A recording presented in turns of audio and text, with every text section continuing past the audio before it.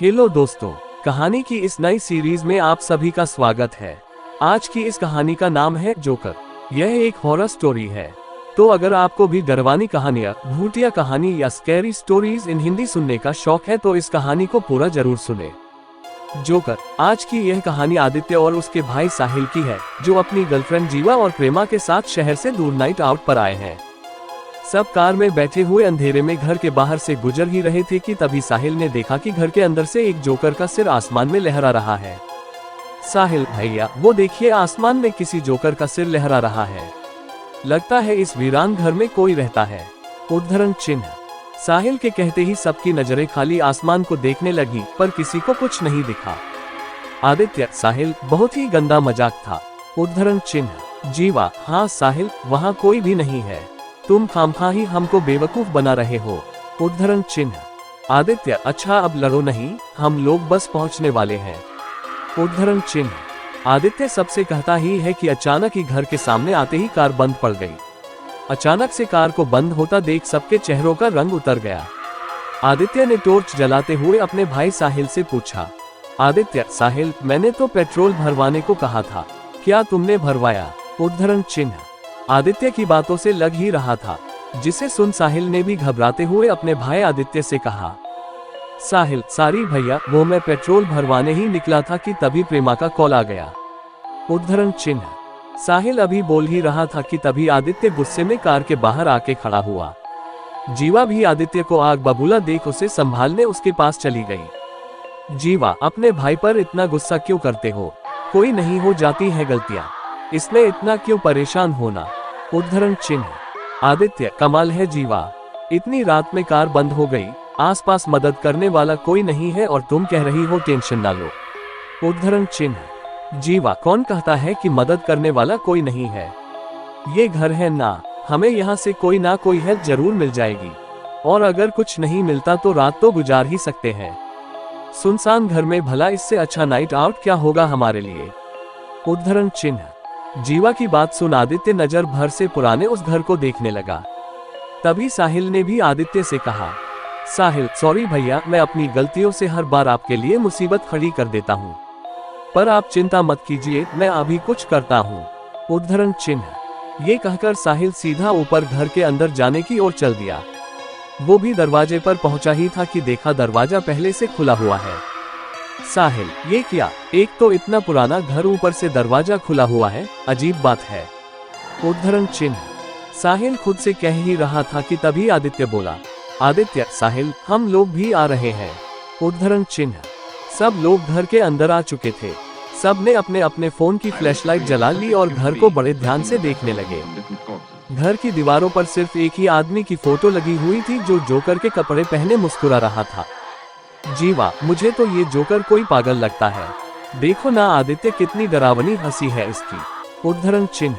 आदित्य जीवा के साथ दीवार पर लगी फोटो को गौर से देख रहा था कि तभी उसे फोटो में कुछ अजीब लगा। आदित्य। जीवा, अगर तुमने गौर किया हो तो यहाँ 4 फोटो है। पहली फोटो में 4 लोग हैं और इस जोकर के हाथ में कोई बॉल नहीं।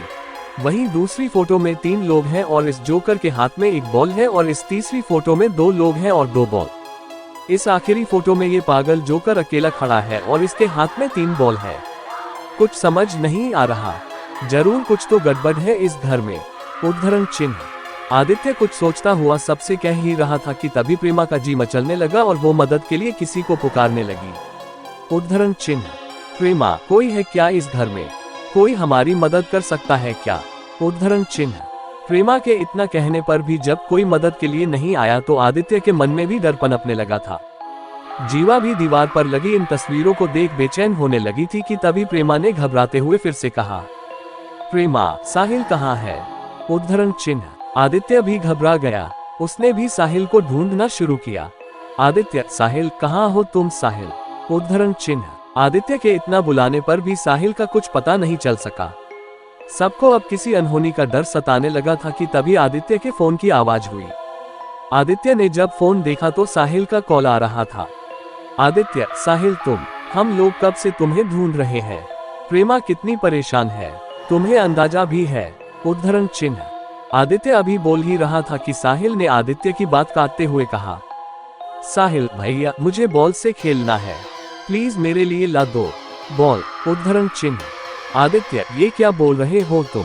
साहिल तुम्हें बॉल चाहिए, वो भी इस वक्त? दिमाग तो ठीक है तेरा? हम नाइट आउट पर आए हैं, खेलने नहीं आए, समझा?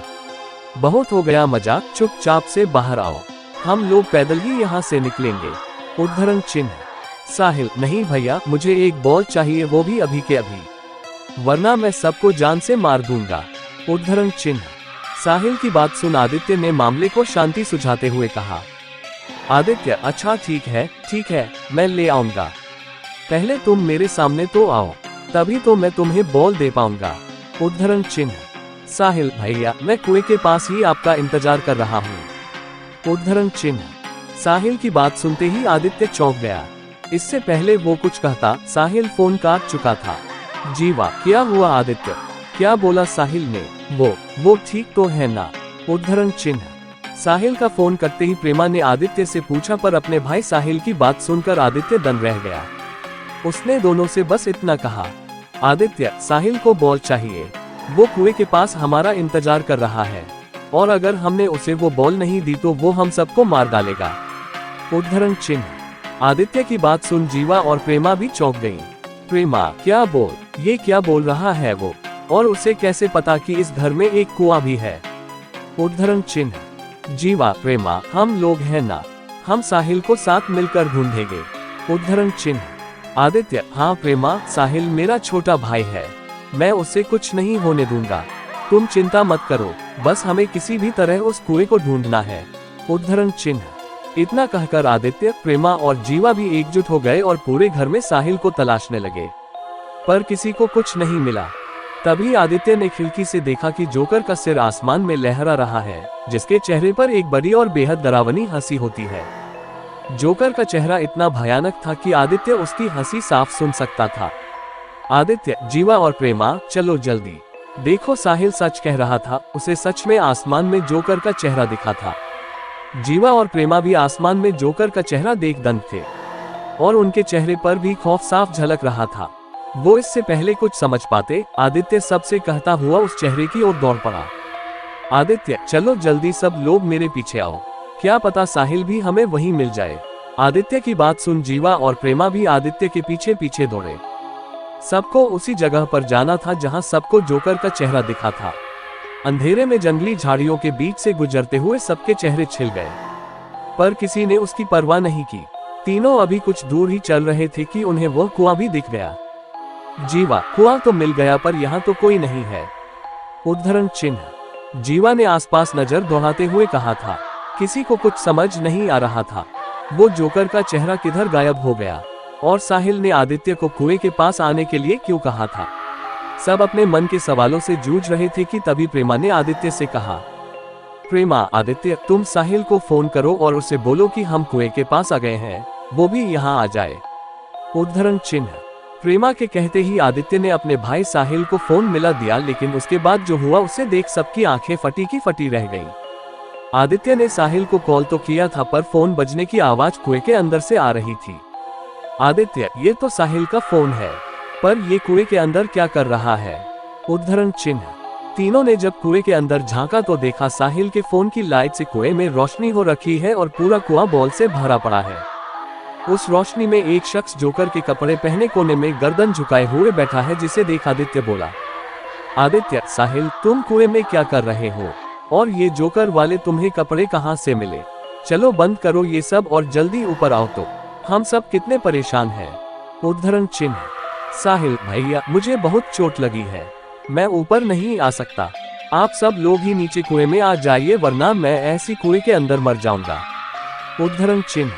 अपने भाई को दर्द से कराहता देख आदित्य तुरंत ही कुएं के अंदर जाने को हुआ ही था कि प्रेमा बोली, प्रेमा आदित्य रुको, साहिल को चोट लगी है, तुम अकेले उसे कुएं से बाहर नहीं निकाल सकते हो, मैं भी तुम्हारे साथ कुएं के अंदर जाऊंगी, और जीवा तुम जाकर रस्सी ले आओ, फिर हम सबको बाहर निकाल देना। उद्धरण चिन्ह। प्रेमा की बात सुन जीवा तुरंत ही कार से रस्सी ले आई और उसके सहारे प्रेमा और आदित्य कुएं के अंदर चले गए। प्रेमा ने जैसे ही साहिल को देखा तो तुरंत ही उसके गले लग गई। प्रेमा ये क्या मजाक है तुम्हारा, भला ऐसे कोई किसी को परेशान करता है क्या? उद्धरण चिन्ह। प्रेमा की बात सुन साहिल कुछ नहीं बोला। आदित्य को भी उसके हाव भाव कुछ बदले बदले नजर आ रहे थे, जिसे देख आदित्य साहिल से बात करने उसके पास जा ही रहा था। तभी साहिल ने प्रेमा को गर्दन से पकड़ उसे कुएं की दीवार में दे मारा। आदित्य, साहिल, ये क्या कर रहे हो तुम? तुम्हारा दिमाग तो ठीक है। उद्धरण चिन्ह। इससे पहले कि आदित्य अपनी बात पूरी कर पाता, उसने देखा कि साहिल की आंखें बड़ी और लाल हो गई हैं, मानो जैसे उनमें खून उतर आया हो। उसका शरीर खुद ब खुद अकड़ने लगा था। बिखरे और लंबे बाल, बड़े नाखून जिनमें इंसानी मांस लगा हुआ, अपना मुंह खोले प्रेमा की आंखों में देख रहा था और उसकी आत्मा को अपने अंदर समा रहा था। ये भयानक मंजर देख आदित्य तो समझ गया कि ये साहिल नहीं बल्कि वही पागल जोकर है जिसकी तस्वीर उसने घर के अंदर देखी थी। तभी उसने देखा कि उस पागल जोकर ने प्रेमा के जिस्म से उसकी आत्मा को अलग कर उसे एक बॉल में बदल दिया है। प्रेमा की आत्मा की वो बॉल हवा में उड़ने लगी, लेकिन जैसे ही बॉल जमीन पर गिरी, बाकी गिरी बॉलों के बीच खो गई। आदित्य तुरंत बॉलों का राज समझ गया। आदित्य, मतलब इस कुएं में पड़ी हर एक बॉल एक आत्मा है, प्रेमा की तरह। उद्धरण चिन्ह। प्रेमा की ऐसी भयानक मौत देख और उन बॉलों का राज जानकर आदित्य की आत्मा कहां पर गई, वह डर के मारे सुन्न पड़ गया। और तभी उसने देखा प्रेमा को मौत के घाट उतारने के बाद वो पागल जोकर आदित्य की तरफ चल दिया।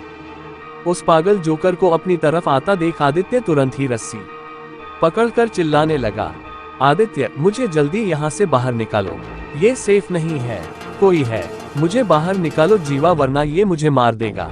उद्धरण चिन्ह। जीवा ने भी आदित्य की बात मान रस्सी को कसकर पकड़ लिया और आदित्य की इस जिंदा रहने की कोशिश नाकामयाब रही, क्योंकि उस पागल जोकर ने आदित्य के पैर पकड़ लिए और उसे इतना जोर से जमीन पर मारा कि आदित्य के साथ जीवा भी कुएं में आ गिरी, जिससे कुएं में अंधेरा हो गया और आदित्य और जीवा की चीखें कुएं में गूंजने लगी। आदित्य, हमें छोड़ दो, हमने तुम्हारा क्या बिगाड़ा है? उद्धरण चिन्ह। आदित्य और जीवा की आत्मा की बॉल कुछ देर तो हवा में रही और फिर नीचे गिर गई। मौत के सन्नाटे ने दोनों की चीखों शांत कर दिया। चीखने की आवाज शांत होते ही फिर से पागल जोकर का चेहरा मुस्कुराता हुआ हवा में लहराने लगा और इसी दहशत के साथ भूतिया कहानी भी समाप्त हो जाती है। ऐसी और भी डरावनी कहानियां सुनने के लिए हमें सब्सक्राइब करें। हेलो दोस्तों, मैं हूं आपका अपना दोस्त सुनील। यहाँ मैं कुछ अनोखी कहानियों के साथ आपका मनोरंजन करूंगा। अगर आपको हमारी हिंदी स्टोरी कहानी पसंद आए तो हमें सपोर्ट करें और अपना प्यार बनाए रखें। आपको ये कहानी पसंद आ सकती है।